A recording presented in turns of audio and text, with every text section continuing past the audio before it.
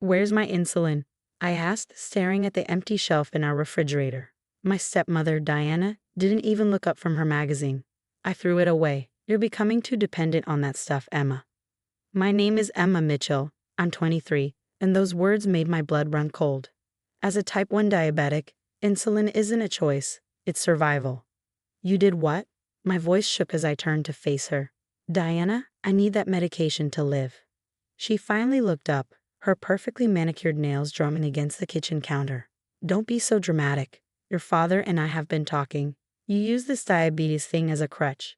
Always checking your blood sugar, always needing special food, always making everything about your condition.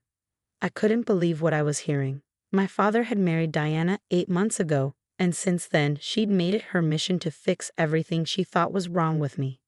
But this was crossing a line I never imagined she'd cross. Where did you put it? I demanded, my hands starting to shake.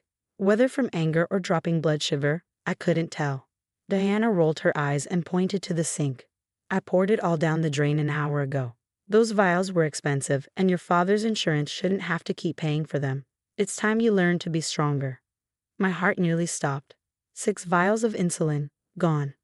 My emergency backup supply that I kept in my room. I'd used the last of it yesterday, planning to refill my prescription next week. You had no right, I whispered, pulling out my phone to check my continuous glucose monitor. 180 and rising. Without insulin, those numbers would keep climbing. I had every right, Diana snapped, standing up. I'm your mother now. You're my father's wife. I cut her off, already dialing the pharmacy. Not my mother. My mother would never do something this cruel. The pharmacy's automated message made my stomach sink. Our offices are closed for the holiday weekend. If this is an emergency. Right, Memorial Day weekend. Everything would be closed until Tuesday. My regular pharmacy, the backup pharmacy, all of it. I had maybe 12 hours before things got dangerous. Dad, I tried calling him next, but it went straight to voicemail. He was on a business trip in Seattle, probably in meetings. Diana smirked as I left a desperate message. He agrees with me, you know, she said, watching me pace. He's tired of all the attention you need, all the special treatment. When he married me, he thought he was getting a fresh start, not another round of dealing with your issues. My vision blurred with tears. This isn't about attention. Without insulin, I could die. Stop being dramatic, Diana waved her hand dismissively. Humans survive for thousands of years without insulin. A few days won't kill you. Think of it as a cleanse. I grabbed my keys, heading for the door. Maybe the emergency room could help. Diana's voice followed me. If you go running to the hospital, don't bother coming back. Your father and I are done enabling you. The drive to the hospital was terrifying. My hands were shaking worse now, my vision starting to blur around the edges. The glucose monitor beeped, 250 and climbing. The emergency room was packed. A holiday weekend meant accidents, injuries, and a waiting room full of people. Please, I begged the trade nurse, showing her my monitor. My stepmother threw away my insulin. I'm type 1 diabetic. I don't have any backup. The nurse's eyes widened as she looked at my readings. How long ago was your last dose? This morning, I whispered. But she poured out everything we had. She deliberately threw away your insulin? The nurse, her badge read Sarah, was already typing into her computer.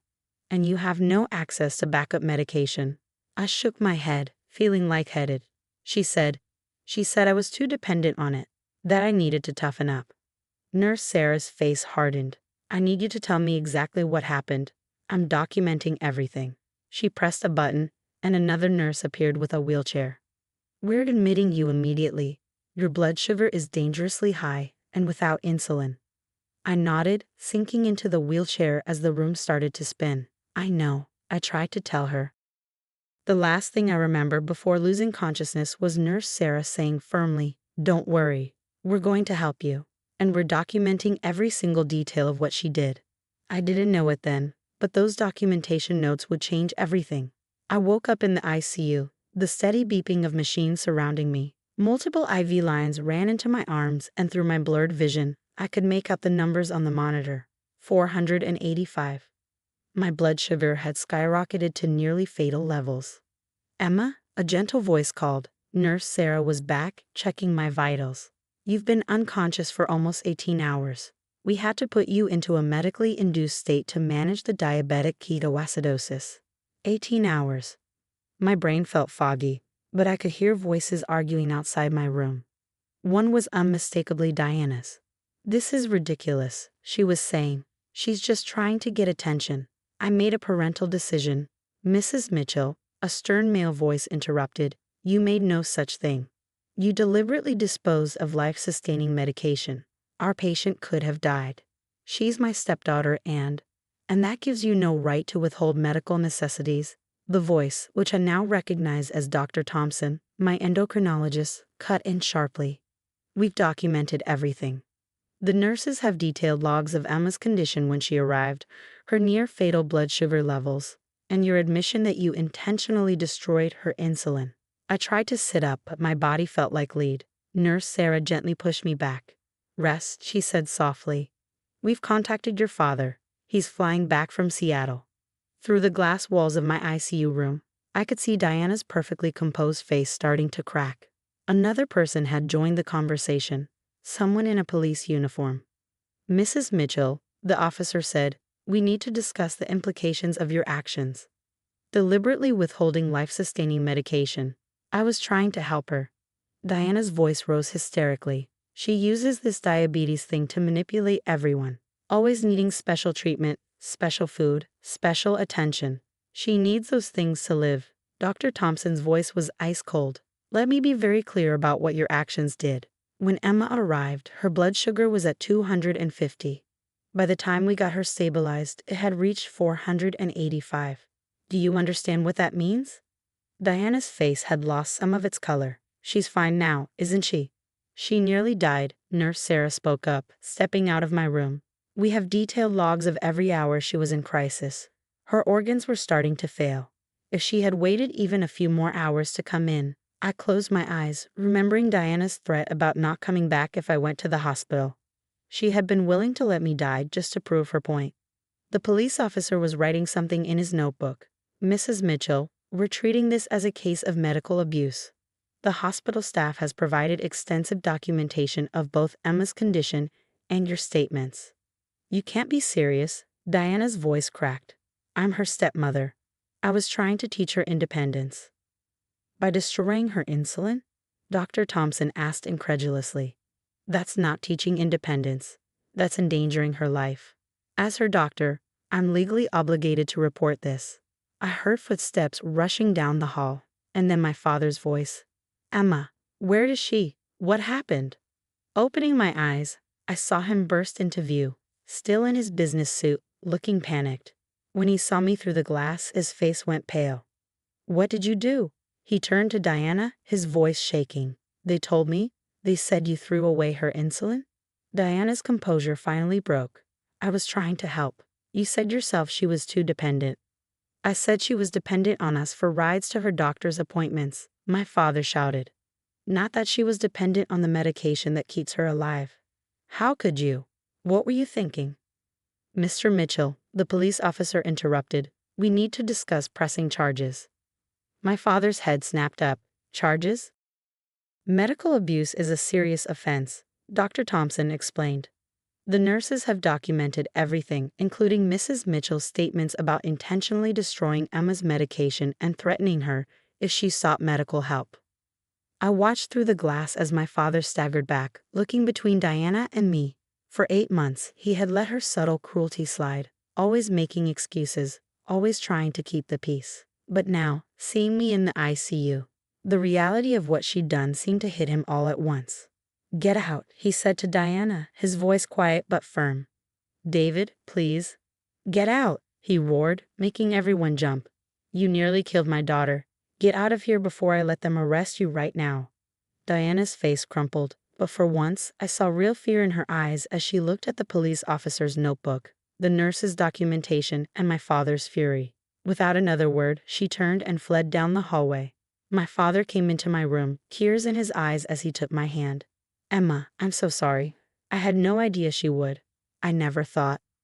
I squeezed his hand weakly, the IV lines shifting. "I tried to tell you," I whispered, "about how she treated me." He nodded, looking broken. "I know. I should have listened. but I promise you she'll never come near you again."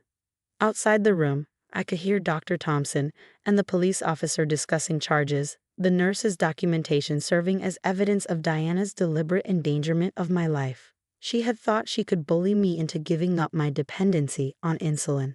Instead, she had given the authorities all the evidence they needed. 3 months after my ICU stay, I sat in the courthouse, watching Diana's perfectly maintained facade crumble as the prosecutor presented the evidence against her. The nurse's detailed documentation was devastating, hour-by-hour logs of my deteriorating condition, my blood sugar levels, and most damaging of all, Diana's own recorded statements. The defendant stated, and I quote from the nursing logs, the prosecutor read, "I poured it down the drain to teach her a lesson." When informed about the life-threatening nature of withholding insulin, she responded, "She needs to toughen up." Diana sat at the defendant's table, her designer outfit and carefully styled hair a stark contrast to her pale, drawn face. Her lawyer had advised her to take a plea deal, but she'd refused, convinced she could explain away her actions as concerned parenting. My father sat beside me, his hand gripping mine as we listened to Dr. Thompson's testimony. In my 20 years of practicing medicine, I've never seen such a deliberate and dangerous attempt to withhold life-sustaining medication from a type 1 diabetic patient. The evidence kept mounting. The hospital security footage showing Diana threatening to throw me out if I sought medical help. The pharmacy records proving she had prevented my prescription refills by claiming I no longer needed them. Even text messages to my father where she complained about my attention-seeking behavior regarding my diabetes. During a break in the proceedings, my father turned to me. "I filed for divorce last week," he said quietly. "I should have done it the day you ended up in the ICU." I nodded, remembering how he changed since that day. No more dismissing my concerns, no more trying to keep the peace at my expense. He'd moved us out of the house we'd shared with Diana, helped me set up a secure medical alert system, and most importantly, started listening when I talked about my health needs. When Diana took the stand, her attempt at appearing concerned and maternal fell flat. "I was trying to help Emma become more independent," she insisted. "All teenagers need to learn." "Ms. Mitchell," the prosecutor interrupted, "Emma is 23 years old and has been managing her type 1 diabetes successfully for years. Are you suggesting that deliberately destroying her insulin was helping her? She was too dependent on the medication that keeps her alive?" The prosecutor's voice was sharp. "The same medication that, according to these medical records, prevented her from going into organ failure?" Diana's composure finally broke. "You don't understand. She was always making everything about her diabetes. Special meals, special schedules, constant monitoring. I just wanted her to stop using it as an excuse." "An excuse for what, Mrs. Mitchell? For staying alive?" The jury's verdict came back in less than 2 hours. Guilty of medical abuse and reckless endangerment. As the judge prepared to announce the sentence, Diana finally looked at me, really looked at me, for the first time since the trial began. "Emma," she pleaded, "tell them I was trying to help. Tell them you understand." I stood up, my continuous glucose monitor visible on my arm, a reminder of what she tried to take from me. "I understand perfectly," I said clearly. "You were willing to let me die to prove a point, to show that you had control, but you forgot something important." "What?" she whispered. "Those nurses didn't just save my life with their medical care. They saved me from you with their documentation. Every cruel word, every dangerous action, all recorded and verified. You can't deny what you did anymore." The judge sentenced Diana to 3 years in prison, with additional orders for psychiatric evaluation and mandatory education about chronic medical conditions. She collapsed in tears as they led her away, but I felt no sympathy. Her tears were for herself, not for what she'd done to me. Afterward, in the courthouse hallway, Nurse Sarah was waiting. She testified about my condition when I was brought in, her detailed notes providing crucial evidence. "Thank you," I told her, hugging her tightly. "Your documentation made this possible." She smiled. "We protect our patients, not just with medical care, but with truth. Nobody should ever have to fear having their medication taken away." My father approached her, his eyes wet. "I can never thank you enough, not just for saving Emma's life, but for helping bring Diana to justice." That evening at home, I looked at my new insulin supply, safely stored and carefully monitored. My father had installed a small medical fridge in my room, with a security lock that only he and I could access. It seemed extreme, but after Diana, we weren't taking any chances. Never again, he promised, watching me check my blood sugar levels. I'll never let anyone hurt you like that again. I smiled, knowing he meant it. Diana had thought she could bully me into giving up my dependency on insulin. Instead, she'd lost everything. Her marriage, her freedom, her carefully constructed image of the concerned stepmother. And I'd gained something unexpected. A father who finally understood that protecting me meant believing me, supporting me, and standing up to anyone who tried to deny my right to live safely with my condition. My continuous glucose monitor beeped. 120, perfectly normal. Just another day of being dependent on insulin. Exactly as I should be, exactly as I had every right to be. Hi, I'm Lisa. Every morning, walking into my classroom and seeing those bright little faces light up, that's what I live for. Money never mattered much to me, not like it does to them. Mom raised me right. She's been a second-grade teacher for 30 years and taught me that real wealth isn't about designer labels or country club memberships. She taught me to value the things that truly matter. You're really something special with these kids, Linda says, watching me help Tommy with his alphabet. Linda's been my rock since I started teaching here 3 years ago. Just doing what I love. I reply, forcing a smile. I don't mention the text I just got from Stephen about another family dinner tonight. I met Stephen 2 years ago at Riverside Coffee. Back then, he was genuine, kind, and laughed at my terrible puns. A junior attorney who seemed nothing like his family's ruthless reputation. You're not what I expected from a Parker, I told him on our third date. Maybe the Parkers aren't what you expect, he said. Oh, how wrong he was. The first dinner at their mansion should have been my warning. Robert Parker, Boston's most notorious real estate mogul, sized me up like a property assessment. His wife, Margaret, wore a plastic smile to match her designer everything. And Amanda, now my sister-in-law, barely concealed her sneer. A teacher? How charitable, Margaret said, sipping her wine. We support many educational initiatives, Robert added, ever the salesman. Perhaps we could find you a more suitable position. I love my current position, actually, I replied, trying not to bristle as Stephen tensed beside me.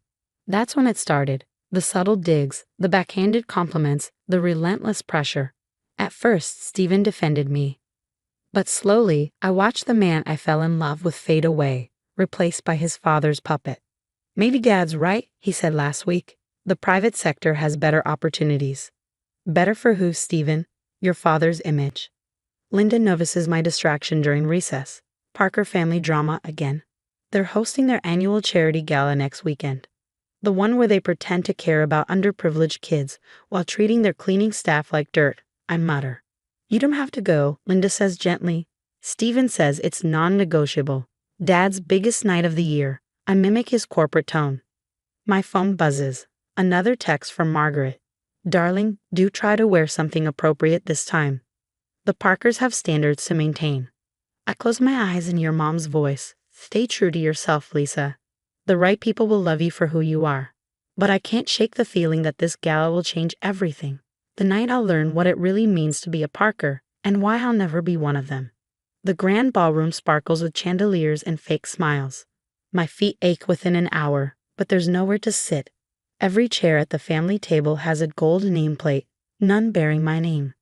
These seats are reserved for family members who actually contribute to the Parker legacy. Robert announces loudly, ensuring the surrounding socialites hear every word. Amanda glides past in her Valentino gown, champagne in hand. Oh, Lisa, that dress is so quaint. A&M is really stepping up their game. She snaps a photo, no doubt for Instagram. Teaching is such a darling hobby, Margaret chimes in, adjusting her diamond necklace. Though surely it's time to consider a real career, the Parker name carries certain expectations. Stephen remains buried in his phone, pretending not to notice as I shift uncomfortably. The man I marry would never have allowed this. But that man is long gone. Hours later, my back aches, and my patience wears thin. In the restroom, I catch Amanda's Instagram story. When the help forgets their place, the photo shows me standing awkwardly by the table. From outside the door, voices drift in. She's becoming a liability, Robert growls. A kindergarten teacher? The board can barely contain their amusement. Margaret scoffs. Either she quits that ridiculous job or we ensure this marriage ends, Amanda adds gleefully. I already have the perfect replacement lined up. My hands tremble as I leave the restroom, my composure hanging by a thread. Pamela, Robert's assistant, intercepts me, pressing a folded note into my hand. The bathroom in the East Wing is quieter, she whispers, her tone deliberate. And Mrs. Parker, there are things you should know about this family. Things that might interest you. I wait until I'm alone to read the note. They did this to me too. I have proof of everything. Meet me at Riverside Coffee tomorrow, 8 a.m. Come alone. As the gala winds down, Robert raises his glass. To family, he declares, and upholding the Parker name. Stephen finally looks at me, really looks at me, for the first time all night. For a moment, I see a flicker of the man I married. But then Robert clears his throat, and Stephen's eyes go cold again. Ready to go home, babe? He asks, already walking ahead. Home. The word tastes bitter now. As I follow him out, Pamela's note burns in my clutch like a promise. They think they've broken me. They think this is the end of the story. They have no idea. It's just the beginning. At 8 a.m. sharp, Riverside Coffee is quiet. Pamela sits in a corner booth, a thick manila envelope in front of her. I was Robert's first victim, she says quietly. 10 years as his executive assistant, watching him destroy lives. I flip through the documents inside. Property assessments, falsified safety reports, bank transfers, each page a smoking gun. Those affordable housing projects. He's evicting elderly residents, paying off inspectors, pocketing millions, Pamela explains. My hands tremble. Stephen handles the legal paperwork, she adds. My heart sinks. He knows exactly what he's doing. Later that week, Linda introduces me to her brother Marcus over lunch. He's an investigative journalist, she explains, been tracking the Parkers for months. Their charity foundation is a front, Marcus reveals, pulling out his laptop. Photos flash on the screen, empty buildings where they claim to run community programs. Amanda runs fake fundraisers. The money vanishes into offshore accounts, Marcus says grimly. At home, I play my part perfectly. Of course I'll attend the foundation meeting, I say sweetly, watching Margaret smile and nod. I record everything on a hidden device as Amanda brags during their weekly strategy sessions. Those idiots actually believe we're building a youth center, she laughs. Meanwhile, Daddy's demolishing their homes next month. I start visiting tenants. Mrs. Rodriguez, 72, shows me her caving ceiling. They ignore our calls, she says. My grandchildren can't breathe from the mold. Pamela helps connect me to former staff. One housekeeper, Maria, shares her story. Mrs. Parker blackmails society wives. Photos, addiction secrets. She uses them to climb the social ladder. Another woman confesses, hands trembling. She threatened to expose my daughter's rehab stay unless I handed her the country club presidency. Night after night, I document everything. Photos of building violations, recordings of Parker family meetings, screenshots of Amanda's drunk texts boasting about embezzlement. The foundation audit is next week. Stephen mentions casually over dinner. Dad needs you to sign some paperwork. I sign with a smile, then make copies. Every document shows systematic fraud. Stephen's signature is on everything. Pamela sends me more damning evidence. Security footage of Robert threatening tenants, Margaret's blackmail targets coming forward, Amanda's schemes unraveling. One more week, I tell Linda during recess. I need proof of the Highland Project demolition plans. That night, I overhear Stephen on the phone. Don't worry, Dad. The permits are backdated.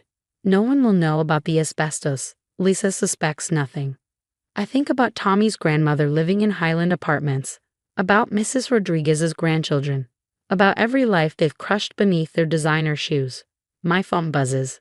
Marcus texts, story breaks next week. You sure about this? I glance at Stephen sleeping soundly beside me, the man who let me stand for 6 hours, who helps his father destroy lives, who chose power over love. Another text from Pamela, final board meeting tomorrow. They're all signing the Highland demolition papers. I close my eyes and hear my mom's voice. Stand up for what's right. One person can make a difference. It's time, I text back. Release everything tomorrow.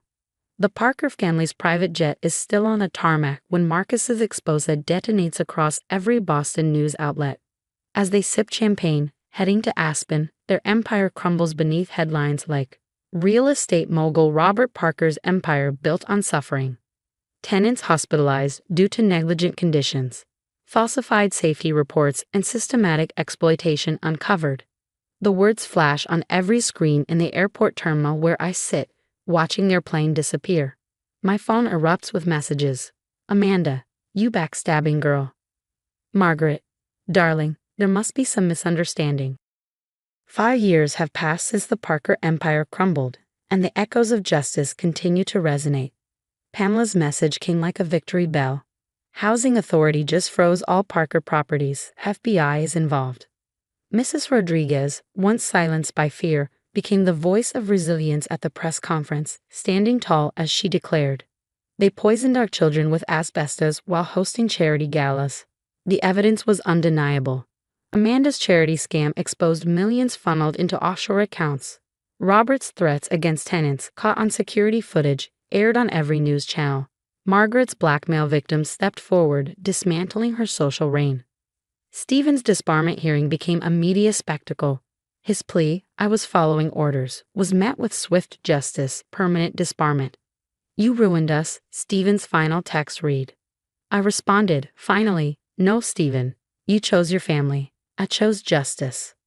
Now the old Highland apartments are unrecognizable. My after-school program, Phoenix Rising, has transformed the space into a haven for children and families. Mrs. Rodriguez's granddaughter teaches art here, inspiring the next generation.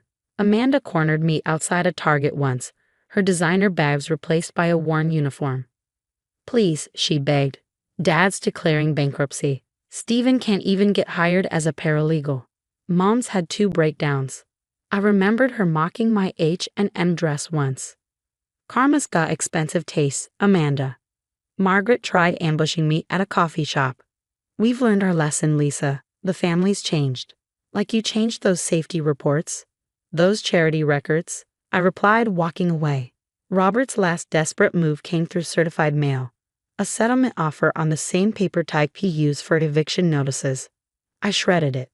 Today, I stand in our newest center, built on a land where the Parker Foundation's empty headquarters once stood. The garden blooms where Robert once envisioned luxury condos and Stephen signed fraudulent permits. "Miss Parker."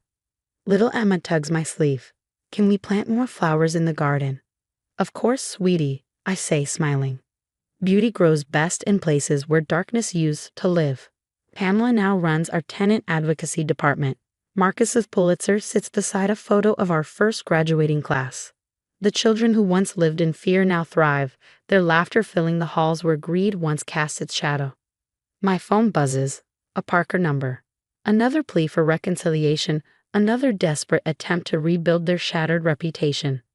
I delete it. Some say revenge is best served cold. I say it's best served with justice, hope, and real change. They tried to break a kindergarten teacher. Instead, they taught me the most valuable lesson. Sometimes the smallest classroom sparks the biggest impact. And I'm still teaching, just not the lessons they expected. What would you do if you discovered your partner actively participating in schemes that destroyed innocent families? Would you expose them immediately or gather evidence methodically, like Lisa did? Share your thoughts in the comments below. Hi, everyone. My name is Linda Reeves, and I'm a 28-year-old marketing exec with a passion for hiking and rescue dogs. Before I dive into my wild story, don't forget to like and subscribe if you want to hear more about how I triumphed over the ultimate mother-in-law from hell.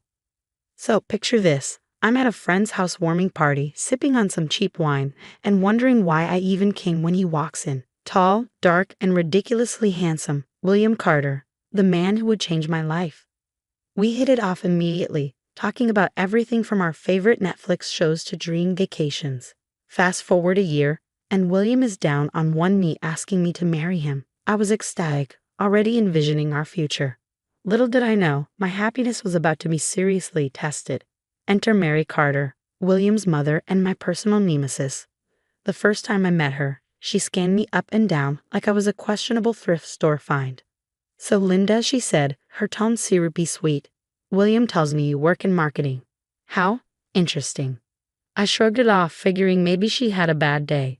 But during our engagement party, I overheard her whispering to William's aunt, loud enough for me to catch. I just don't see what William sees in her.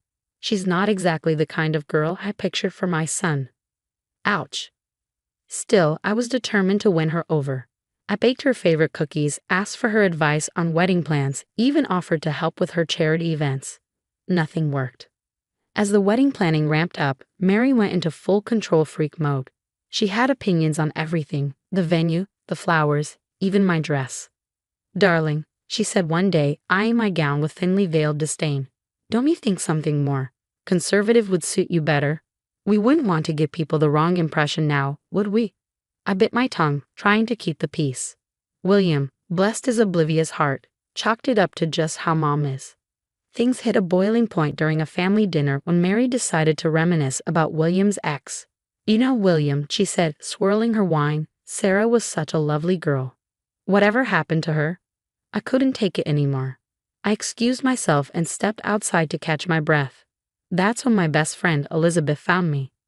"What's wrong, Liv?" she asked, her face full of concern. Tears streamed down my face as I spilled everything. "She hates me, Liz. And William won't stand up to her. I don't know if I can do this." Elizabeth grabbed my shoulders, her eyes blazing. "Linda Reeves, you are amazing. If that old bat can't see it, that's her problem. Don't let her ruin your happiness." Her words stuck with me. I loved William, and I wasn't going to let Mary Carter destroy our relationship. But then things got worse. At my bridal shower, supposed to be a fun, light-hearted day, Mary's sister, Aunt Marge, dropped a bombshell. "So Linda," she began, her voice dripping with fake concern, "when did you have your work done?" I nearly choked on my champagne. "Excuse me?" "Oh, you know," she said, gesturing vaguely at my face. "The enhancements, no judgment, dear. We're all friends here." The room went silent. I stammered, "I haven't had any work done," completely blindsided. Elizabeth swooped in to save the moment, cheerfully announcing, "Okay, who wants cake?" But the damage was done. Later, Elizabeth pulled me aside. "Liv, I need to tell you something," she said hesitantly. "Mary's been telling people you've had plastic surgery and showing them your old high school photos to back it up." I felt like I'd been punched in the gut. That night, I confronted William. "Did you know about this?" I demanded. His face fell. "No, about what?" "Your mother is spreading rumors that I've had plastic surgery." "Liv, I'm sure it's just a misunderstanding." "Mom wouldn't do that," he said weakly. "Wouldn't she?" I shot back. "She's been undermining me since day one, and you've done nothing about it." Our first big fight ensued, with William promising to talk to his mother, but things only escalated. At the rehearsal dinner, Mary went too far. After a few too many glasses of wine, she stood up, her voice loud enough to silence the room. "Before this wedding goes any further," she declared, "we should have a doctor examine the bride-to-be, just to clear up any misconceptions." I was mortified. The entire room turned to look at me, but instead of breaking down, something inside me snapped. "You want proof?" I said, my voice trembling but firm. "Fine. But when I give it, Mary, you'd better be ready to eat your words." With that, I stormed out, leaving behind a stunned silence. As I stormed away from the rehearsal dinner, I heard William calling after me, but I didn't stop. I had a wedding to save and a mother-in-law to take down. The next morning, I woke up feeling more like I was heading into battle than walking down the aisle. My bridesmaids were all smiles and mimosas, but I was on a mission.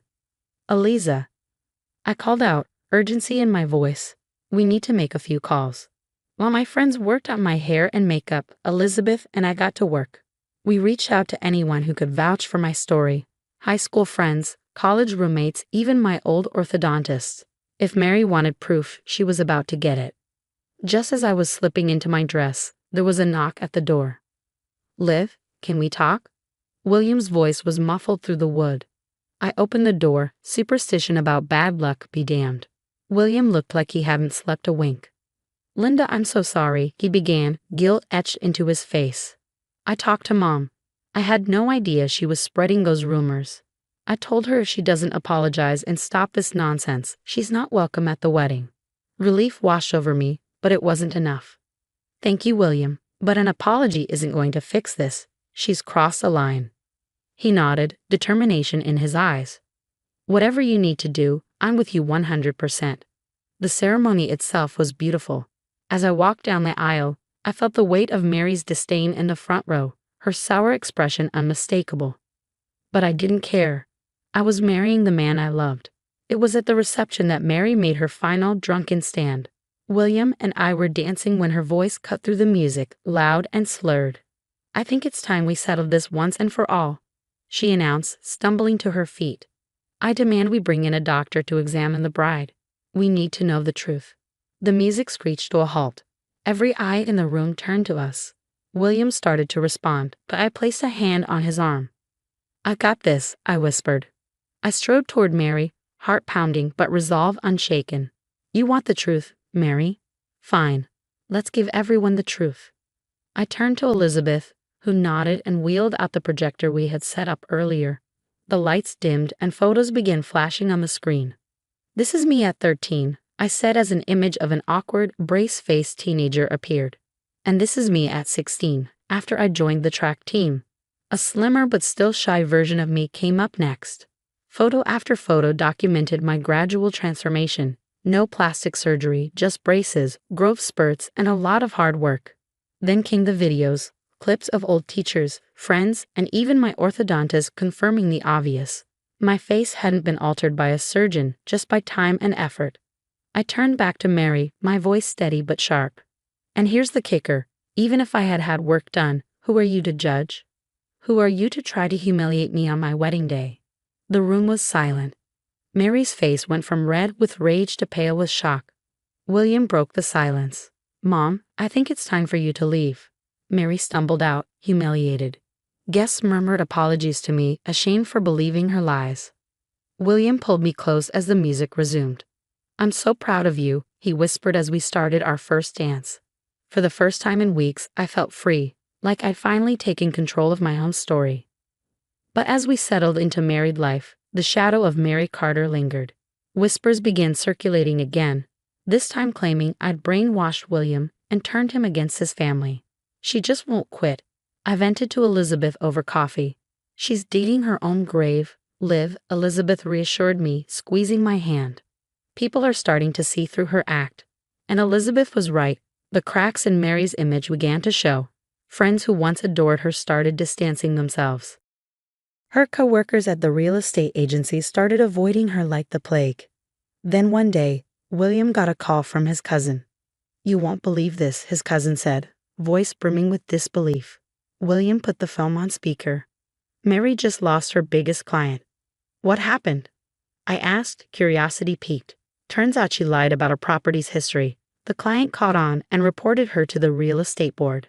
They launched an investigation and uncovered years of shady practices. Her license is suspended, and she's facing a hefty fine. William and I exchanged a stunned glance. "I can't say I'm surprised," he said quietly, "but I never thought it would actually catch up to her." As news of Mary's downfall spread, calls and messages started pouring in. Family members, friends, even distant acquaintances reached out with apologies. "We should have known better," William's aunt admitted during one call. "Mary's always been difficult, but we never imagined she'd go this far." Though I felt vindicated, a small part of me also felt sadness. Mary's lies hadn't just hurt me, they'd left a trail of broken relationships and tarnished reputations behind her. On our first wedding anniversary, William and I chose to celebrate quietly at home. We cuddled on the couch, reminiscing about the whirlwind of our first year as husband and wife. That's when I felt it, a flutter in my stomach. "William," I said, a smile spreading across my face, "I have some news." His eyes widened. "Are you?" I nodded, tears of joy streaming down my cheeks. "We're going to be parents." William hugged me tightly, his face glowing with excitement. Just as we were savoring the moment, my phone buzzed. It was a text from Elizabeth. "OMG Liv, you won't believe this. I just got promoted to Mary's old position at her rival agency." I burst out laughing, showing William the message. "Now that," he said with a chuckle, "is what I call sweet justice." We raised a toast to our future, one filled with love, laughter, and a promise to break the toxic cycles of the past. For the first time in what felt like forever, I was at peace. Mary's story may have come to an end, but ours was just beginning. And now a question for you. If you were in Linda's shoes, would you ever consider forgiving Mary? Or do you believe that some actions cross a line and are truly unforgivable. After all, Mary's lies almost destroyed Linda's wedding and her reputation. Yet in the end, Mary lost everything herself. Does that change how you feel? Let me know your thoughts. Hi everyone, I'm Amanda. Have you ever imagined that the life you built with care could unravel completely? That's where my story begins, my friend. But before I dive into the madness, please like and subscribe to hear more about how I survived living with my husband's psychotic twin sister. What I'm about to share may sound unbelievable, but I promise, every word is true. 6 months ago, my life was perfect. I had a successful interior design studio, a gorgeous home, and a loving husband, Mark. We met when I redesigned the showroom for his luxury car dealership. Unlike other wealthy clients, Mark was humble, kind, and genuinely fascinated by my creative vision. After a whirlwind romance, we tied the knot in an intimate ceremony. Life felt like a dream until she arrived. "Your sister's here," Mark announced one rainy evening. I looked up from my design sketches to see Samantha, his twin sister, standing in the doorway with 3 massive suitcases. I lost my job. "I can't be alone right now," she whispered, tears streaming down her face. The depression. "It's getting worse." How could we say no? Mark immediately offered her our guest room. That first night, I heard her wandering the halls at 3 a.m., stopping just outside our bedroom door.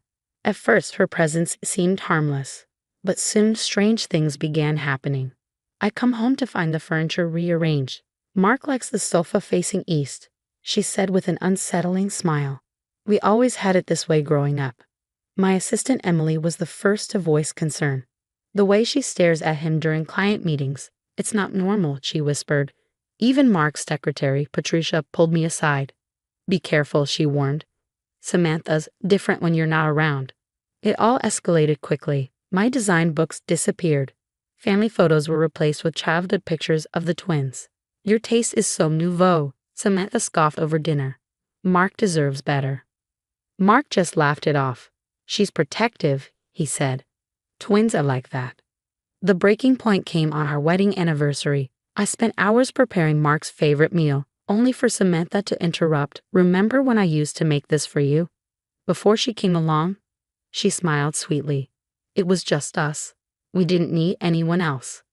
Later that evening, Mark canceled our anniversary trip. "Samantha needs us right now," he said, as I watched her reflection in the window, smiling.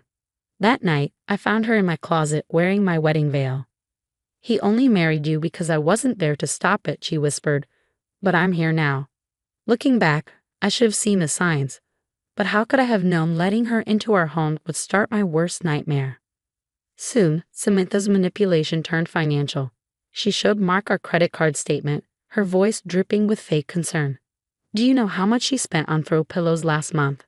"It's for a new client's lake house staging," I explained, but Samantha cut me off. $3,000, Mark. She's bleeding you dry."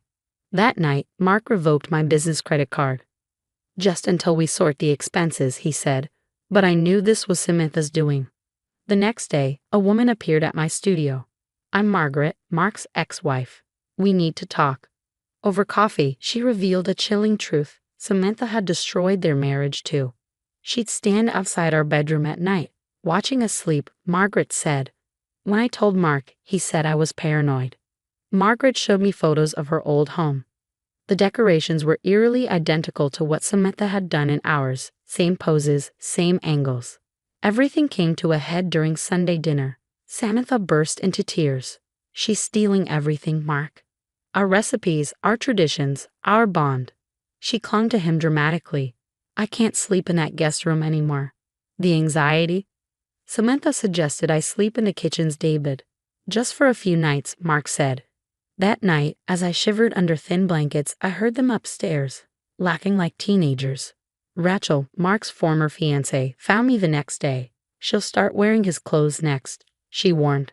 I thought she was exaggerating, until I came home early to find Samantha in Mark's office, wearing his Letterman jacket. "We were supposed to be together forever," she whispered, her back to me. "No one loves him like I do." Then came the final straw. Late one night, unable to bear the cold kitchen, I crept upstairs for another blanket. I noticed a light on in my walk-in closet. Samantha stood there, wearing my wedding dress, the veil covering her face. "Do you think he'll notice if I take your place?" she asked, lifting the veil to reveal her wild, unhinged smile. "After all," she said, "we already share the same face." I backed away, my heart pounding. This wasn't just jealousy or possessiveness. It was something far darker. Samantha wasn't just a nuisance anymore. She was a danger, and I was trapped in the middle of her spiraling obsession. The next day, Emily burst into my office, looking worried. "Mrs. Carter canceled her contract. That's the third client this week," she said, placing another cancellation notice on my desk. I didn't need to ask why. Samantha had been calling my clients, spinning tales about how I was a gold digger who married Mark for his dealership money. But that was just the beginning. "You need to see this," Patricia whispered during a secret lunch meeting. She handed me a folder. Inside were denied partnership contracts and failed business deals, all from the periods when Samantha had lived with Mark. She convinced him to back out of a multi-million-dollar expansion, Patricia said. Said it was too risky. Emily had also been documenting Samantha's behavior in chilling detail. Security cameras caught her following Mark to meetings, watching him from her car for hours. She even called the bank, pretending to be me, trying to access our accounts. Margaret took it further, organizing a meeting at her house. A support group of sorts. 5 women were there, all connected to Mark's past, their lives in ruins because of Samantha. She made Mark fire my entire design team when we were engaged, Rachel revealed. Said they were trying to seduce him. "I found her sleeping in our bed whenever I worked late," Margaret added, "wearing my nightgown." Then Patricia uncovered something shocking. During her research, she found Samantha's old medical records.